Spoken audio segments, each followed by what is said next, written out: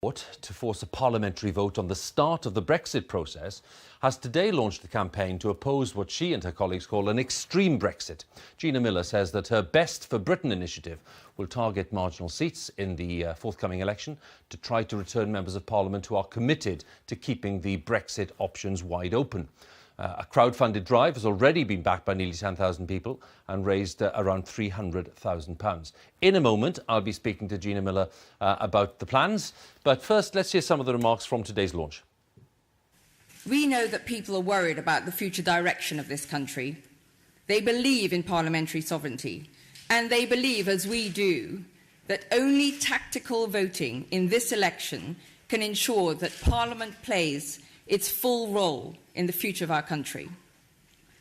Like us, they believe that we need MPs to be strong and open-minded about what is best for Britain. The idea that Parliament should simply rubber stamp a binary deal or no deal option put by a future government and ignore any other alternatives would reduce democracy to a mere footnote. Throughout the course of this general election campaign, we will be focusing on educating and empowering people to make a tactical vote and choosing MPs who will do the best for Britain.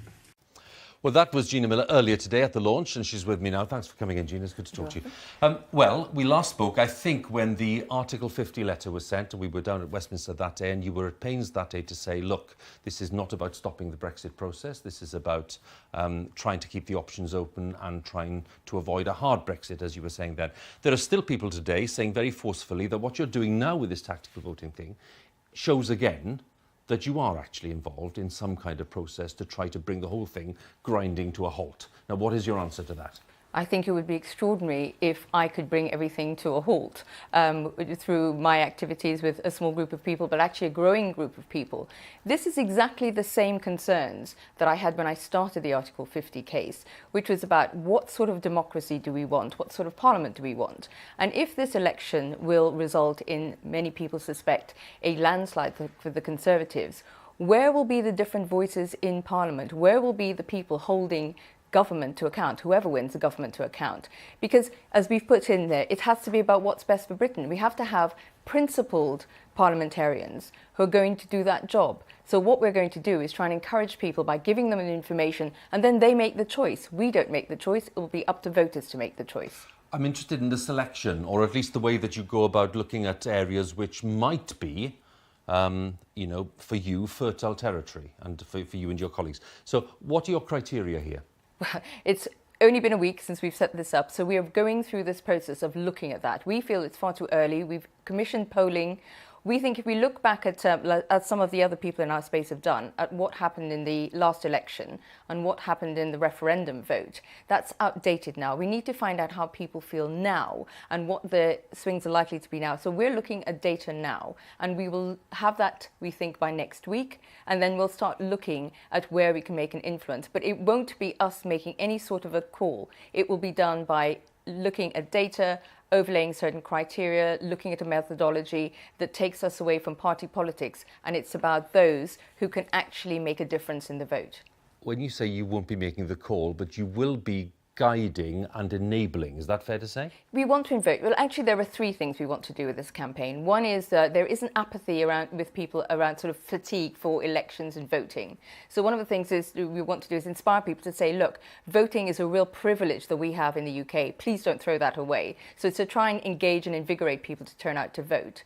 Secondly, to try and say to young people, look, Brexit is going to affect the rest of your adult life. This is so important for you. You must get involved in this. And then the other is to say that there is an opportunity for you now to look at candidates who are strong and principled and you feel will stand by their principles when it comes to Brexit and vote on all options at the end of the 2 to whatever time we end up with a negotiated package. When you said just a while ago this is not party political, I'm just wondering, when you look at what's happened, for example, with Open Britain, you have some Conservative MPs walking away from that because they saw that exercise, which was to do with looking at seats where, candidates could be or could not be seen as being, former Remain voters or whatever. They walked away because it did seem to be overtly party political. Are you in the same area?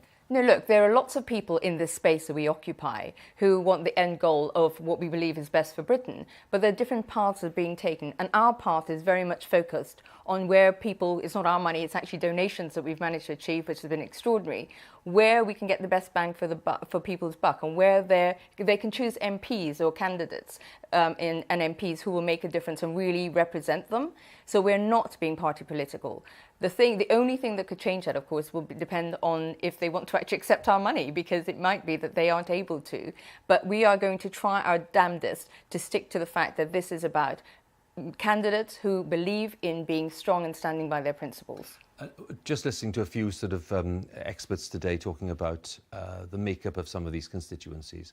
One of them said very clearly, look, really, you're talking about quite a small number of constituencies where a kind of an incidence of tactical voting could have a measurable impact, a really measurable impact on the outcome. So no matter what the kind of level of effort you put in is, this part of the analysis suggested that, you know, the overall result of what you do could be quite limited in any case, and certainly not affect possibly the outcome. I think you're looking back at this expert you mentioned who said this earlier today. He then said, but the polls aren't in and the information isn't in.